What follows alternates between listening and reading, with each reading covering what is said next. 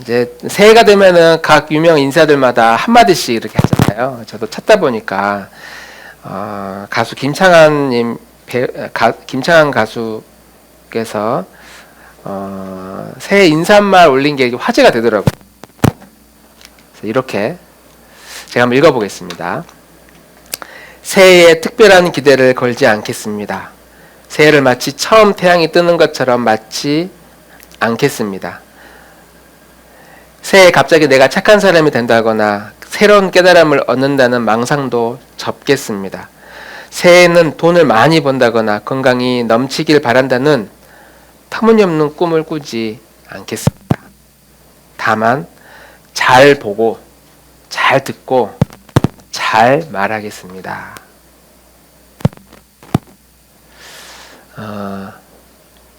11년 전에 한 이야기예요. 어제 한 이야기가 아니고 한 방송사 그 상을 받으면서 한 이야기인데 묘한 그 공감이 됐어요. 어제 뜨는 태양 그 리모컨 그걸 끄세요 리모컨. 여기 네.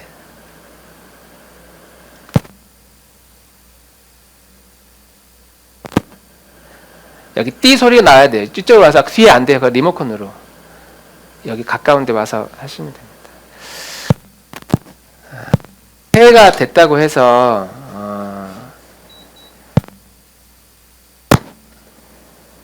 모든 것이 새로워지는 것이 아니라 뭐 똑같습니다. 어제 뜨는 태양이나 오늘 뜨는 태양이나 날짜의 숫자만 바뀌었을 뿐 비슷합니다. 다 똑같은데 이게 어떻게 해야 이걸 다르게 받아들일 수 있을까? 다른 건 다른 거잖아요. 우리는 어제의 날과 오늘이 같은 날이지만 어제와 오늘이 같지는 않습니다. 근데 어떻게 해야 이 어제와 오늘, 작년과 올해 이게 어떻게 달라질 수 있을까 생각을 해보니까 예를 들면 이런 것 같아요. 오늘 우리 한나자매가 이제 이사를 서울로 가서 오늘 마지막 예배입니다. 이제 다음 주부터는 못 봐요. 얼굴 한번 많이 보세요. 네. 항상 보는 얼굴이지만 오늘밖에 볼 수 없다. 다음에 또 이사 올 수도 있어요. 네. 오늘밖에 보지 못한다는 생각을 하고 보면 오늘 반주 한번 하고 얼굴 한번 보고 같이 식사를 하는 게 굉장히 의미가 있는 날이잖아요. 오늘이. 제가 말씀을 못 드렸지만 오늘 사실은 우리 나들목 예배가 마지막 예배입니다. 저도 오늘 설교가 마지막 설교, 오늘 부르는 찬양도 마지막이고 여러분이 드리는 헌금도 오늘 마지막 헌금이라고 한번 생각을 해봅시다. 오늘 이제 다음 주부터 우리 여기서 못 만나요. 각자 교회를 찾아서 가야 됩니다. 그렇게 생각하면 오늘 우리 마지막 예배니까 마지막이라고 하는 의미를 부여하는 순간 오늘의 예배는 굉장히 소중한 예배가 됩니다. 마지막 예배라고 했는데도 예배 시간에 막 돌아다니고 딴 생각하고 막 끝나고 뭐 할까 막 이런 고민하고 그럴 수는 없잖아요. 시간이나 기회가 또 온다고 생각하면 어제 뜬 태양이 오늘과 같고 오늘 뜬 태양은 내일 똑같아 라고 생각한다면 그 일상에 의미가 없는데 어제 뜬 태양은 오늘 뜨는 태양과 다르다. 어제 했던 일들이 나의 시간들이 이제 오늘 다시 오지 않는다. 마지막이다 라고 의미를 부여하는 순간 그 순간이 굉장히 의미가 성경은 한 번 죽는 사람에게 정한 것이고 그 이후에는 심판이 있다. 한 번 지나가면 다시는 돌아오지 않는다. 그리고 그 끝에는 심판이 있다는 성경의 말씀을 우리가 기억하고 오늘이 마지막이라면 그리고 내 옆에 있는 내 공동체가 이제 다시는 볼 수 없다면 예를 들면 이런 식의 의미를 부여하는 순간 우리의 일상은 굉장히 소중하고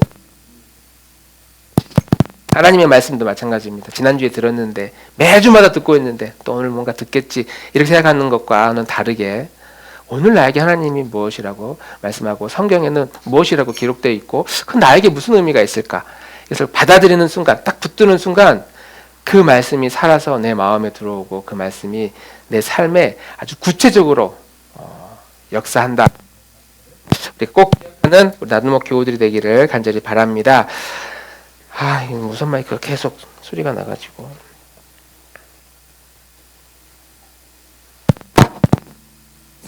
이게 제 얼굴 다서 그렇구나. 자, 그래서 새 이제 설교 말씀을 본문을 정하다가 보니까 작년 본문은 구약 성경을 많이 하지 않았던 것 같아요. 그래서 오늘 새 설교를 이사야서라는 본문으로 정했습니다. 구약 성경에서 이사야서는 굉장히 독특한 구조를 가지고 있어요.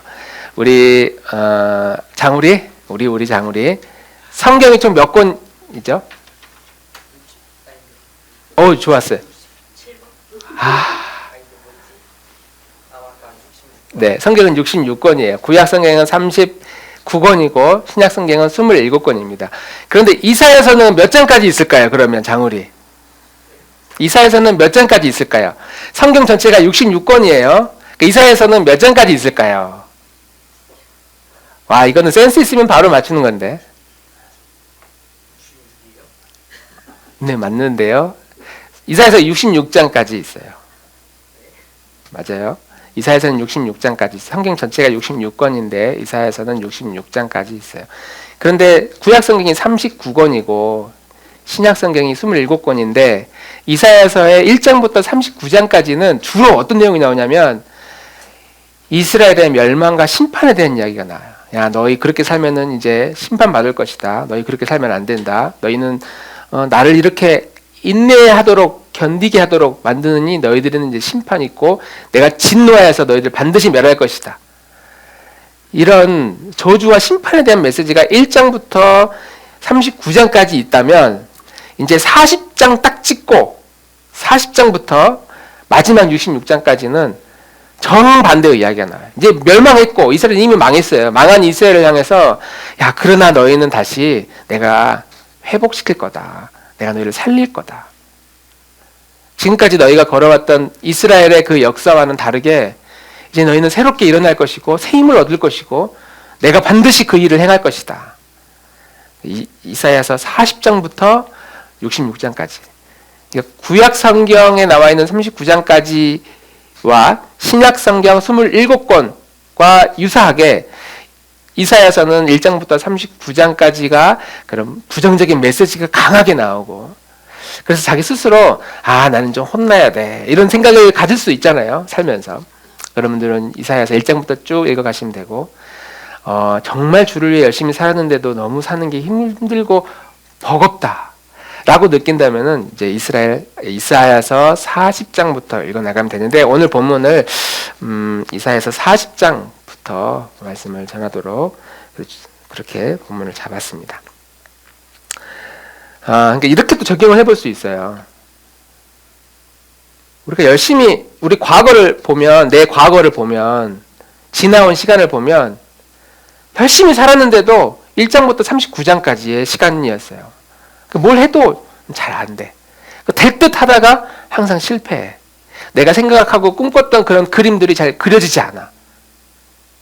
그것이 반복적으로 계속 살아왔던 순간이 1장부터 39장까지의 시간이었다면 우리의 마음에는 그런 마음 있잖아요. 새해가 되면 좀 잘 되기를, 뭔가 좋은 일이 일어나기를, 내가 계획한 대로 이루어지기를, 우리 그런 기대를 좀 하잖아요. 새해가 되면. 그런 새해의 소망을 담아서 하나님 이 이사야서 40장부터의 시간들이 이제는 저의 시간, 우리 나들목 공동체의 시간, 우리 각 가정의 시간, 내 직장의 시간이 되기를 소망합니다. 우리 그런 마음의 꿈을 꿀 수 있다는 말이죠. 그래서 우리의 과거가 1장부터 39장까지의 시간을 보내왔다면 이제 40장을 시작하면서 첫마디가 너희는 위로하라. 너희는 위로하라. 내가 너에게 말한다. 너희는 위로하라. 내 백성들아, 섬들아, 너희 외쳐라. 40장, 41장 계속 이제 그런 이야기들이 말씀이 이제 다가옵니다. 그래서 우리는 이 성경의 말씀을 그냥 문자로만 텍스트로만 받으면 우리의 삶이 이사야 39장까지 갇힌 인생이라고 생각할 수 있어요. 내 삶이. 나는 왜 여기까지만 그 이상을 벗어나지는 못할까? 왜 이사야서 39장까지의 인생만 나는 살고 있을까? 그런 생각을 할 수 있단 말이죠. 그런데 우리가 이 성경의 말씀을 잘 묵상하고 이거 내 거야 라고 꽉 붙드는 순간 이사야서 40장 이후의 말씀도 우리의 말씀이 되고 나의 고백이 되고 나의 시간이 될 수 있다. 2년 후에 3년 후에 그리고 5년 후에 내가 어떤 모습으로 변화되어 있을지, 내 환경이 변화되어 있을지, 우리의 기도 제목이 다 응답되어 있을지 우리는 모르지만 그런 소망을 가질 수 있다라고 하는 것이죠. 바라건대 우리가 이사야서 40장 이후의 말씀을 잘 묵상해서 이 말씀이 저에게 이루어질 줄 믿습니다. 이렇게 고백하는 믿음으로 받는 우리 나들목 교우들이 되기를 주님 이름으로 축복합니다. 1절부터 한번 쭉 묵상을 해볼게요. 읽어볼게요. 1절, 2절 같이 한번 읽어볼까요? 1절, 2절 시작. 너희는 위로하여라. 나의 백성을 위로하여라. 너희의 하나님께서 말씀하신다.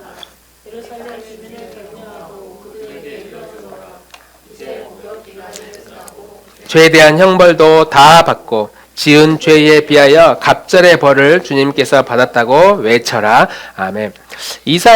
이사야서는 이제 하나님이 이스라엘에게 말씀을 전한 그 역사적인 시기가 우리나라 남한과 북한이 갈라져 있는 것처럼 이스라엘도 남유다와 북이스라엘이 갈라져 있던 시기고 북이스라엘은 거의 멸망한 상태예요. 이제 나라가 없어진 상태고 남유다만 겨우 견디고 있던 상황에 기록된 말씀입니다. 그러니까 1장부터 39장까지 야 너희는 나를 버리고 우상을 그렇게 섬기다가는 하나님 나의 심판을 받을 것이다. 저주가 있을 것이다. 라고 하나님의 그 무시무시한 공격의 메시지가 있는 그 동안 이미 북이스라엘은 우상 숭배하고 하나님을 버리고 하나님 없이 막 사는 그런 국가가 된 상태에서 그 주변 강대국에 의해서 이제 멸망을 받아요. 그리고 남유다만 겨우 신앙을 지키고 버티고 있다가 결국 남유다도 멸망하기에 이릅니다. 그리고 다 멸망하고 포로로 끌려가고 국가의 체제가 다 전복된 상태에서 하나님이 이제 40장 시작되는 순간 아직 남아있는 믿음의 백성들을 향해서 이렇게 말씀하고 있는 것이죠. 그런데 이 위로의 메시지가 어떤 형태로 나타나냐면 명령문으로 나와요. 명령문. 야, 내가 너희에게 이제부터는 그렇게 어려운 일 당하지 않도록 해줄게. 너희 힘들었지? 이런 식의 위로가 아니라 야 너희 위로해라. 하나님의 명령문으로 너희는 위로하라. 내 백성을 위로하라. 선지자에게 말하는 것이죠. 야 백성들 이제 너희는 가서 격려해줘라. 방금 전까지만 해도 그 하나님이 선지자들을 통해서 야 너희는 이제 하나님의 심판을 받을 것이다 라고 했다가 이제 백성들을 격려하고 그들에게 이제 말해 너희의 복역 기간이 끝났다. 노역이 끝났다. 그러니까 이스라엘 백성이 망하면 강대국이 그들을 내비두지 않잖아요. 쓸만한 사람은 다 자기 본국으로 끌고 가서 노동을 시키고 이제 부역을 시킨단 말이에요. 노역을. 이제 복역 기간이 끝났다. 너 이제 다 집으로 돌아올 수 있을 것이다. 죄에 대한 형벌도 다 받았다. 포로가 집으로 돌아갈 것이다. 라고 하는 것이죠. 우리의 일상이 내가 처음에 꿈꿨던 그런 순간으로 돌아간다. 우리 가끔 어릴 때 그때가 좋았지 이런 생각을 하는 경우가 있거든요. 그때가 좋았던 그 시절로 다시 돌아갈 것이다. 그리고 3절, 4절 같이 한번 더 읽겠습니다. 시작. 한 소리가 외친다. 광야에 주님께서 오실 길을 닦아라. 사막에 우리의 하나님께서 오실 큰 길을 곧게 내어라. 모든 계곡은 메우고 산과 언덕은 깎아내리고 거친 길은 평탄하게 하고 험한 곳은 평지로 만들어라. 광야가 있고 사막이 있는데 주님이 가신대요. 하나님이 가시는 거니까 그 길을 이제 평탄하게 만들어라. 어떻게 만드느냐? 모든 계곡은 다 메워지고 산과 언덕은 다 깎아질 것이다. 계곡은 이게 움푹 파여지는 것이잖아요. 이 움푹 파여진 것이 메워져. 근데 어떤 식으로 메워지냐면 뚝 솟아 있는 산이 다 깎아져서 그 깎아진 그 산의 잔해물로 그 바닥에 나와 있는 그 계곡, 움푹 들어간 그 계곡을 다 메꿔진다. 것이죠.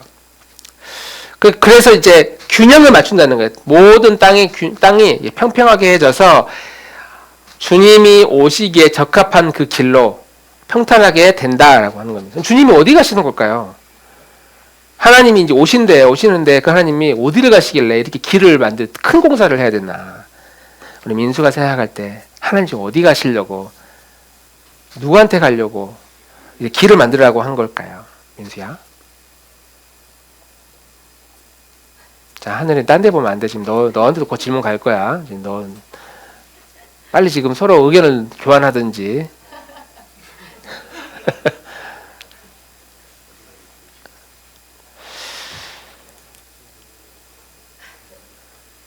네, 자, 토론은 이제 계속 이따가 끝나고 해보시고. 자, 골짜기는 이렇게 움푹 파여져 있는 지형이잖아요. 이게 우리에게 의미하는 바가 뭐냐면, 골짜기는, 왜? 뭐, 심오한 의미가 있어? 발견했어?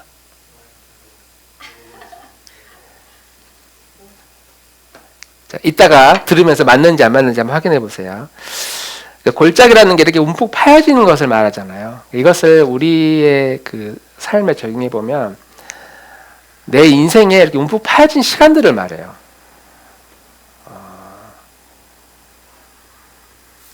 마음의 큰 상처, 실패의 경험들, 모든 네거티브한 그런 경험들이 이 우리의 삶에 골짜기, 이렇게 움푹 파여지는 그런 상황들, 마이너스의 시간들, 괴로웠던 순간들, 다시는 돌아가고 싶지 않은 그런 상황들, 후회되는 일들. 그래서 흔적이 남아있어요. 확 파여져가지고. 앞으로도 그런 골짜기들이 계속 만들어질지도 모르겠어요. 우리 시간 가운데. 어떤 사람에게는 너무나 커서 그 골짜기가, 자기의 그 시간의 골짜기가 너무나 커서 그 골짜기가 평생 자기한테 상처로 아니면 억눌림으로 영향을 받으면서 살아온 사람도 있고, 아주 자잘자잘한 그런 골짜기들이 있습니다. 사람들의 말에 대한 상처로 골짜기가 생기기도 하고, 스크래치가 생기기도 하고, 어떤 사건이나 경험 때문에 마음에 네거티브한 부정적인 그런 생각들이 자리 잡을 수 있습니다. 우리의 마음에 모든 움푹 파여진 상처들이 다 메워진대요. 다 채워진대요. 근데 뭘로 채워지느냐? 산들이 깎이고 언덕이 있다고 하는데, 이 산과 언덕이 높잖아요. 콧대가 높은 거예요. 성공에 대한 경험이에요. 과거 나 이렇게 또 해봤어. 나 이런 사람이야 라고 목에 힘주고 다닐 만한 그런 개인적인 경험들, 아니면 사회적으로 크게 성공한다거나, 아니면은 내 마음에 내가 내 인생의 주인이야. 절대 나를 건들지 못해. 누구도 나한테 지적질하지 못해. 라고 생각하는 아주 강한 자아. 나 자신. 이런 콧대가 높은 산들이 싹 깎인대요. 다. 모든 교만한 것들이 다 깨트려져서 그런 교만함이 우리의 마음의 과거의 그런 상처들로 싹 메꿔진다. 역사적으로 항상 이러한 폭동들이 늘 있어 왔어요. 지금처럼 양극화가 심해지고 앞으로는 더 심해진다고 하는데 걱정이 되기는 합니다. 과거에 이렇게 양극화가 심해지고 정점에 이뤘을 때는 항상 폭동이 일어났고 전쟁이 일어났는데, 살기 위해서 서로, 이렇게 인류의 역사가 가다가는 과거보다 훨씬 더 심각한 그 부의 편중이 이렇게 일어나고 있는데, 이게 어디까지 갈 수 있을까? 그런 사람들이 생각하죠. 이 인간적인 사람들은 그들의 소유를 빼앗아다가 가난한 사람들에게 주자. 우리 모두가 공평하게 나누어 갖자. 라고 해서 이렇게 물리적으로, 인위적으로 전쟁을 통해서 모든 산들과 높은 언덕들을 싹 깨트려가지고 이 땅의 모든 빈한, 모든 삶의 소유가 부족한 이들에게 다 나눠주도록 하자. 라고 했던 모든 역사는 다 실패했거든요. 역사적으로는. 하나님이 그렇게 하신대요. 하나님이. 모든 산과 언덕들을 싹 깨트려져서 우리의 마음에 있는 골짜기, 인생에 있는 골짜기를 싹 덮어줄 것이다. 다 메꿔질 것이다. 우리가 하나님 앞에 있는 모습 그대로 우리 나아가야 됩니다. 라고 할 때에 그 있는 모습 그대로는 우리의 마음에 있는 교만함이나 높은 콧대, 아니면 나 중심의 그런 성향들, 교만함, 그런 태도들이 그냥 그걸 가지고 그대로 하나님 앞에 나아가는 것이 아니라, 그런 산과 언덕과 같이 여겨지는 내 안에 있는 그런 모든 교만하고 거만한, 목에 힘주는 그런 생각들이 매일 깎여 나가는, 어떤 사건을 통해서 깎여 나가기도 하고, 관계를 통해서 깎여 나가기도 하고, 예배를 통해서 깎여 나가기도 하고, 찬양하고 기도하면서도 깎여 나가고, 나 이런 거 고쳐야 되는구나.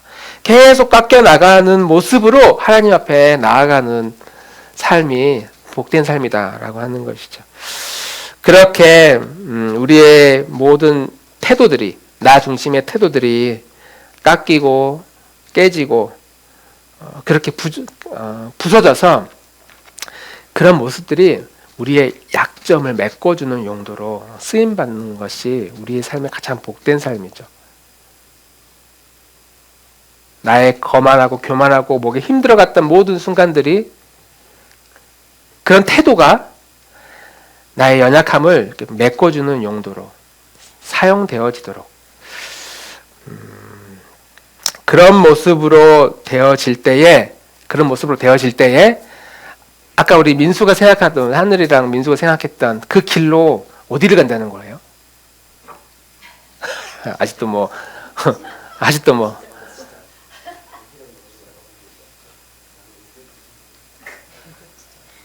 자, 토론은 이따 끝나고 하시고요.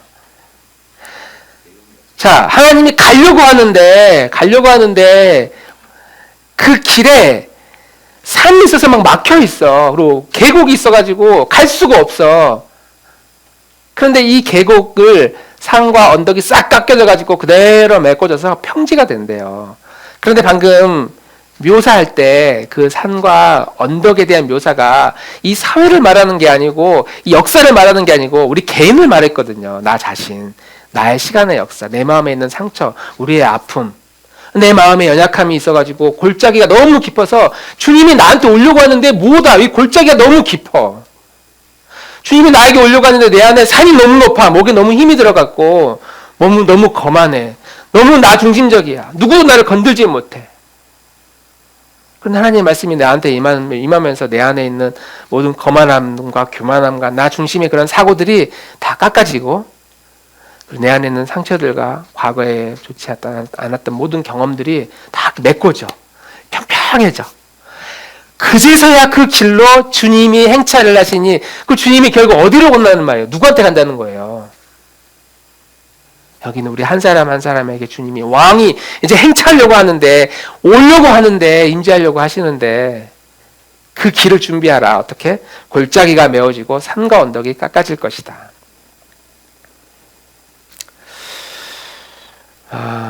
주님이 이렇게 겸손한 자에게, 나의 의로 가득 찼던 그런 인생에서 겸손해지고 나를 낮추고, 예수님이 그렇게 살아가셨던 것처럼 나보다 남을 더 낮게 여겨주고, 그러한 태도로 하나님의 말씀 앞에 설 때에 그 왕이신 하나님이 이 말씀을 통해서 내 영혼에, 내 삶에 깊은 곳으로 행차하신다. 나에게 찾아오신다.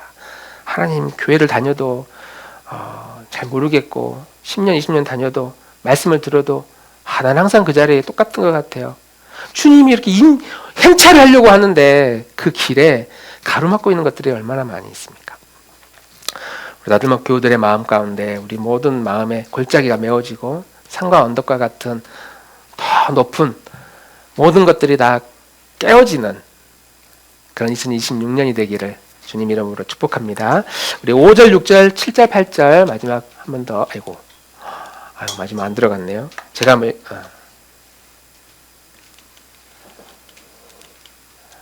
네, 여기 가면은 있죠. 앞에 가면 5절부터 8절까지 우리 한 번 더 읽어보겠습니다. 시작.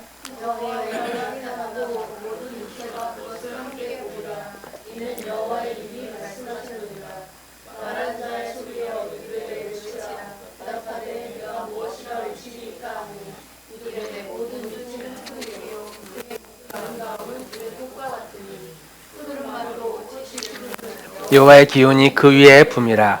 이 백성은 실로 풀이로다. 풀은 마르고 꽃은 시드나 우리 하나님의 말씀은 영원히 서리라 하라. 아멘. 제가 대학 청년부 때 좋아했던 그 형의 선배의 그때 당시 그 싸이월드였는데, 싸이월드. 예, 문구가 항상 있었어요. 풀은 마르고 꽃은 시드나 주의 말씀은 영원히 서리라. 딱 문구가 있었어요. 아니, 저게 무슨 말인가 그때는 항상 의문이었는데, 살아갈수록 풀은 마르고 꽃은 결국 시들어지는 것이 우리 인생인데 영원한 것이 없어. 다 사라져버릴 것들이야. 그냥 무엇을 해도 기대할 수 없는 그런 환경 중에 하나님의 말씀만이 영원하다. 그때 생각은, 아니 나는 그러면 어디 가고 말씀만 살아있으면 그럼 나도 없어지는 거네, 이런 생각이 그때는 들었었습니다. 6절에 보면은 한 소리가 외쳐요. 말하는 자의 소리여 한 소리에게 외칩니다. 너는 외쳐라. 뭐라고 외쳐야 됩니까? 모든 육체는 풀이고 그 풀의 아름다움은 들의 꽃과 같을 뿐이다. 주님이 후 하고 불면 모든 풀은 다 말라버리고 꽃은 시들어버린다. 우리 인생이죠. 언제 내 꽃이, 내 인생의 꽃이 질지 우리는 알 수 없어요. 언제 내 풀이, 내 인생의 풀이 말라버릴지 우리는 몰라요. 주님이 그냥 하나님이 후 하고 불면 그냥 우수수 떨어지는 것이 우리의 인생입니다. 내가 좀 젊고 어리니까 아직 기회가 많겠지라고 해도 당장 서울대학교 병원 암병동만 가도, 소아암병동만 가도 어린이들이 그렇게 많은 어린이들이 이렇게 많은 질병, 이렇게 고통스러운 질병에서 인생의 죽음, 삶과 죽음을 선을 왔다 갔다 하는 그런 시간을 보내는 사람이 많이 있습니다. 우리가 보지 않. 우리의 인생은 그렇게 마르고 시들어갑니다. 인생이 점점 말라가고 시들어가는 것은 성경이 그걸 보고 실패라고 말하지는 않아요. 사람들은 나이가 들어가고 점점 기력이 사라져가는 것을 보면서 이제 너의 시대는 끝났다라고 이렇게 뒤로 물러가도록 치우려고 하는 그런 경향이 있지만 하나님은 그런 사람조차도 주인공이라고 늘 말씀을 합니다.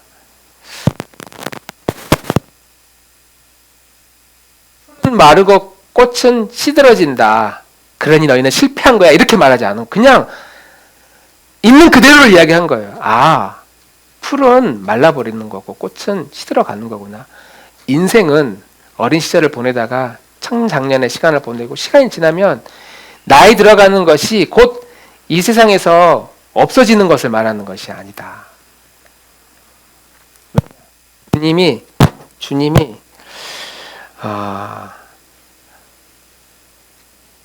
마지막 영원한 것이 영원한. 다행히도 우리는 부자도 나이 들면은 늙고 가난한 자도 나이 들면 늙어갑니다. 다 100년 지나면 합니다. 되겠다.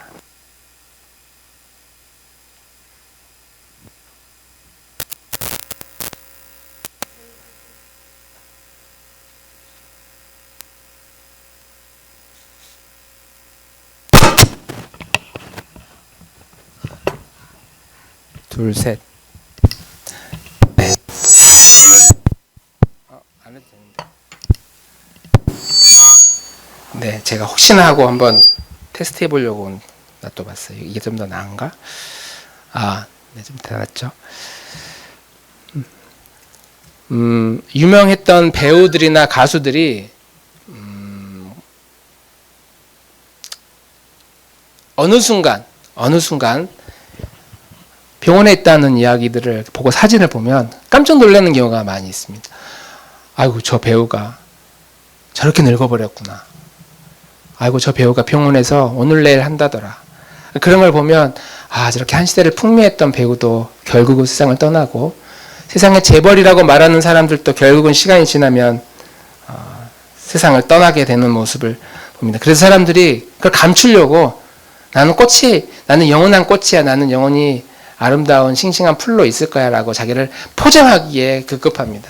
돈으로 포장하고 환경으로 포장하고 조금이라도 돋보여지도록 자기를 그렇게 포장합니다. 근데 성경은 단호하게 아니야, 모든 인간은 결국 다 말라버리게 돼 있고 꽃은 다 시들어버릴 것이다. 풀은 죽는다. 꽃은 다 사라진다. 그게 아니라 그냥 기력이 쇠해진다. 꽃도 시들어진다. 그러나 하나님의 말씀은 영원히 서 있으리라. 그러니까 결국은 우리가 영원히 살아갈 수 있는 그 방법, 이 볼륨 조금만 줄여주시면. 영원히 살아갈 수 있는 방법은 영원한 것을 꽉 붙드는 것 외에는 우리는 방법이 없는 것이죠. 영원한 것을 꽉 붙드는 것.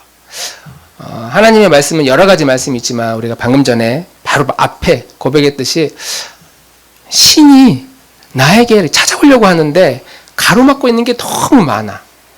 그래서 우리가 살면서 그렇게 기도할 수 있겠죠. 하나님, 내 삶에 내가 나 중심의 인생을 자꾸 살려고 하는 경향, 우리의 태도를 보면 그걸 알 수 있거든요. 내 안의 태도를 보면 그런 것들을 깎아주십시오. 그리고 내 안에 있는 모든 네거티브한 그런 부정적인 그런 상처와 아픔과 실패와 경험과 두려움을 메꿔주십시오.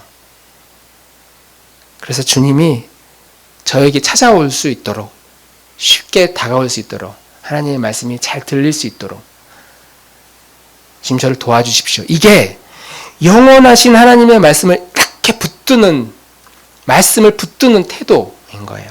그러니까 그렇게 말씀을 붙들 때 이 말씀이 영원하다고 그랬으니까 영원한 그 말씀에 이렇게 잇대어 있는 사람, 붙들고 그 말씀과 함께하는 자만이 영원한 것을 소망하며 살아갈 수 있다라고 하는 겁니다.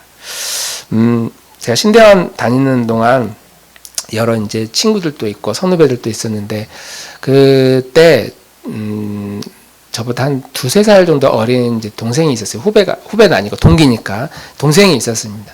우리끼리 이제 열심히 사역 준비하고 했던 이제 저희들끼리 항상 그래서 아이고 야 저 날라리 저 언제 저가 목사 되나 저 언제 저 제대로 된 저 목회자 언제 될까 그렇게 생각했던 공부 그냥 열심히 안 하고 막 노는 거 좋아하고 운동 다니고 막 그랬던 신대원 동생이 있어요. 그런데 그 동생이 이제 졸업하고 나서 서울의 신림동에 있는 아주 대형 교회의 부목사로 한 8년 정도 있었습니다. 그렇게 할 수 있었던 것은 그 대형 교회의 대형 교회의 담임 목사님의 조카였어요. 그래서 야 너는 너의 그 삼촌은 우리나라에서 이름만 대면 다 아는 그 초대형 교회 목사님이니까 너는 앞으로 길이 열려 있구나. 우리끼리 친분이 우리랑 다르다. 그러면서 그래 너는 열심히 놀아라. 이제 그랬던 친구가 있어요. 근데 그 친구의 이제 한참 있고 벌써 한 20년 가까이 지났으니까 그렇게 세월이 지났다가 제가 설교 준비하면서 이제 인터넷으로 기독 서적을 쭉 찾다가 낮에 읽은 이름이 있는 거예요. 근데 그 이름을 보니까 어디서 많이 이름을 봤던 친구였는데 그 친구가 신대원 때 그렇게 날라리처럼 공부 안 하고 돌아다니고 놀러 다니기 좋아했던 이제 그런 전도사님이었어요. 그래서 이 친구가 책을 썼네 하면서 책 제목을 보니까 책 제목이 뭐였냐면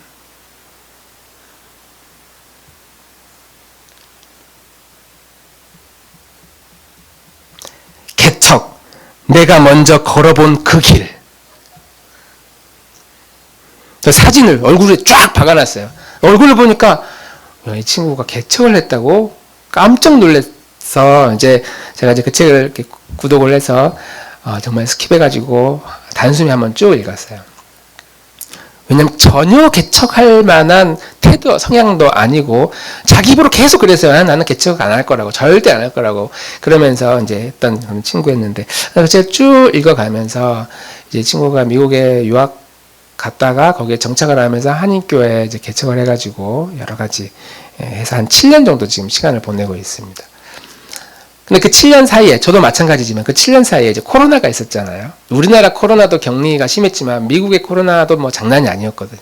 더군다나 미국은 다, 한인들이 다 외국, 유학생들이 많기 때문에 코로나가 시작되는 순간 다 외국인들은 다 추방당하고 한국으로 돌아오고. 그래서 본인이 이제 열심히 노력해서 쌓아왔던 그 교회 공동체가 거의 다시 원점으로 돌아간 거예요. 그러면서 그 과정을 겪으면서 있었던 경험을 쭉 담담하게 이제 풀어가는데 그 친구가 경험한 마음의 생각이나 또 제가 우리 나들목 공동체를 함께 하면서 생각하는 그런 마음의 결이 굉장히 비슷하고 내 속으로 야, 이 친구가 이제 드디어 철들었구나 이런 생각이 좀 들 정도로 하나님의 나라와 복음이 어떤 것인지를 조금씩 알아가고 있는 것을 느꼈습니다. 그 친구도 그랬지만 저도 스스로 개척교회라기보다는 교회 스타트업이라고 저는 생각하고 있거든요. 전혀 다른 형태의 교회들이 지금도 많이 나타나고 있고 저희도 우리 부장님도 알고 있지만 우리 이렇게 생긴 교회가 카페에서 예배드리는 교회는 많이 있지만 이제 이런 식으로 예배드리는 곳은 또 많지는 않습니다.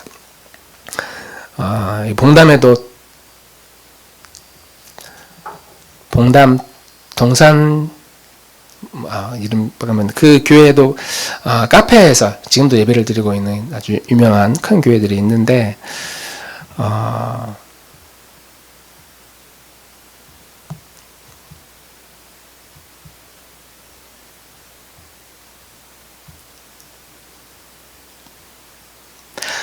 그러니까 결국은 하나님의 그 말씀이 나한테 이렇게 다가오려는 그 과정은 굉장히 오래 걸리고 또 지루하고 또 답답한 그런 시간들을 많이 걸려요. 왜냐? 어느 순간 눈을 떠서 하나님의 말씀이 그렇구나. 복음이 그렇구나. 진리가 그런 거구나. 깨달아지는 게 아니라 이런 모든 과정들을 거쳐야 되거든요. 내 마음의 산이 깎아지고 내 언덕이 깨트려지고 거만하고 목에 힘들어갔던 모든 시간들이 다 풀이 죽고, 그런데 그렇게 해서 끝나는 것이 아니라 내 안에 있는 모든 상처와 아픔까지 다 메꿔지는 그런 상태에서야 하나님의 말씀이 점점점 내 삶에 다가올 수 있다. 아마 우리는 각자 삶의 골짜기를 하나씩은 안고 있을 겁니다. 누구도 이건 해결해 주지 못한다라고 생각하면서 이걸 자기만의 인생의 고통으로, 아픔으로, 그리고 시간이 지나면 내가 더 많이 유능해지면, 소유가 많아지면 이런 나의 골짜기들이, 인생의 골짜기들이 해결해질 것이다. 우리 그런 생각을 가지고 계속 버티는 시간을 보내고 있거든요. 그런데 버티고 있는데 그런 시간을 나만 버티는 것이 아니라 하나님도 버티고 있어요. 가려고 하는데 가지 못하는, 나에게 다가오려고 하는데 내 마음에 임하려고 하는데도 임하지 못하는 그런 시간들을 우리가 보내고 있다는 것이죠. 교회를 오래 다녀도 사람은 변하지 않는다고 합니다. 근데 맞아요. 교회 오래 다녀도 사람은 잘 변하지 않습니다. 왜냐? 내 안에 성공의 경험을 가진 사람은 그 성공의 경험이 너무 높아서 하나님의 말씀이 뚫고 들어가지를 못하고, 실패의 경험이 너무 강한 사람은 그 실패의 경험과 상처와 그 무기력의 골짜기가 너무 깊어서 하나님의 말씀이 그것을 건너 넘을 수 없는 그런 말씀이 들리지를 않아. 그럴 때마다 하나님은 우리에게 너희의 모든 높은 것을 깎아내고 낮은 것을 메꿔주셔서 평지로 만들 것이다. 언제? 우리의 전생에 걸쳐서 우리의 삶의 평지를 만들어서 기필코 내가 너에게 찾아갈 것이다. 그 찾아오는 그 시간이 우리의 노년이 될 수도 있고, 어떤 이에게는 좀 더 젊은 시절이 될 수도 있습니다. 그러나 모든 육체는 풀과 같고 모든 영광은 풀의 꽃과 같아서 이 풀과 꽃은 다 마르고 시들어버리지만 하나님의 말씀이 영원하니 그 말씀은 언젠가 우리의 삶에 깊게 들어올 것이다. 찾아올 것이다. 2026년도 우리에게 주어진 분명한 하나님의 명령이 있습니다. 올 1년 동안 내 성공의 경험과 성공의 높음과 내 생각과 내 주장인 나를 막 앞서려고 할 때, 그럴 때마다 우리 이렇게 기도해야 돼요. 하나님, 이런 저의 태도를 좀 깎아주십시오. 하나님, 저 이런 모습, 이런 산과 언덕들이 다 깎아지게 해주십시오. 그리고 그 깎아진 모든 것들이 내 마음에 있는 나를 발목 잡는 나의 실패를, 나의 상처를 메꿔지고 메워지고, 내가 아프고 좌절되고 소심하고 외롭고 이런 모든 것들을 다른 걸로 메꿔지는 것이 아니라 하나님의 말씀으로 저를 메꿔지는 은혜를 주십시오. 이것이 우리의 2026년 모두의 기도 제목이 되어야 된다는 거예요. 기도 제목은 뭡니까? 그러면 올려는 하나님 기도 제목 없어요. 해도 안 돼. 라가 아니라 하나님 저의 기도 제목은 내 마음의 상처를 메꿔주십시오. 그리고 내 마음에 말씀이 들어오지 못하게 하는 교만함과 나 중심의 모든 태도들을 깎아주십시오. 올 1년 동안 이 두 가지를 소망하면서 살아갈 수 있다면 하나님의 말씀은 분명히 나에게 찾아오고 그 말씀이 나에게 임하면서 우리는 지금껏 살아왔던 이사야서 1장에서 39장의 시간을 뒤로하고 이제는 40장의 인생의 역사를 펼쳐나갈 줄 믿습니다. 이런 하나님의 명령이, 하나님의 약속이 우리의 약속이 아니라 나와 하나님과의 개인적인 우리 공동체의 약속이 되기를 주님의 이름으로 축복합니다.